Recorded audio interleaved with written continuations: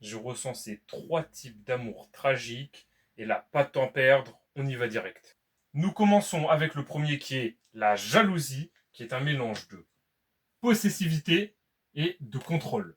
Petite différence, petite nuance à apporter, c'est que la possessivité, c'est davantage la demande, comme par exemple, où étais-tu à telle heure, que faisais-tu à ce lieu. Le contrôle, c'est réellement posséder la personne, mais le contrôle sans possessivité est amoindri, tout comme la possessivité sans contrôle n'est pas pleine et totale. Les deux sont nécessaires pour être pleinement dans ce péché de jalousie.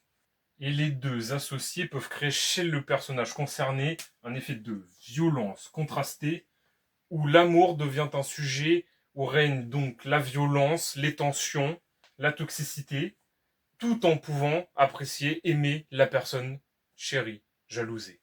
Pour citer des œuvres abordant ce thème, on pourrait citer Othello, Antoine n'importe le vent, ou même encore La jalousie, tout simplement. Ensuite vient la passion qui nourrit ou dévore la jalousie. Et qu'est-ce que la passion? C'est un mélange, une association de l'excès et de l'aveuglement. Et ces deux termes, ces deux mots, vont venir former flamme chancelante. Et qu'est-ce que c'est la flamme chancelante? C'est quand la passion vient à s'éteindre, soit de manière douce, entre guillemets, en tout cas beaucoup plus posée, avertie, ou alors elle calcine absolument tout. Les personnages, souvent, meurent tout simplement dans leur histoire, dans leur œuvre. Quant aux pistes de lecture, vous pourriez vous intéresser à Roméo et Juliette, Lettre d'une inconnue, ou encore La Belle du Seigneur.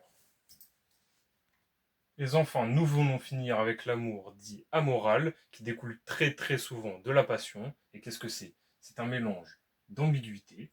Donc, on ne sait pas si le personnage va franchir les limites inculquées très souvent par la société ou alors familiale.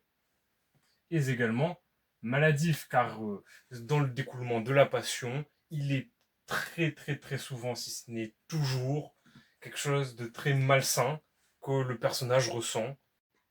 Et c'est là que vient donc la guerre interne, qui est le conflit que le personnage ressent entre sa passion, son amour, mais également soit la pression sociétale, car parfois il ne peut pas réellement avoir de remords, ou alors justement une sorte de conscience qu'il peut avoir très souvent, une morale qui le tient encore plus ou moins aux limites de sa passion.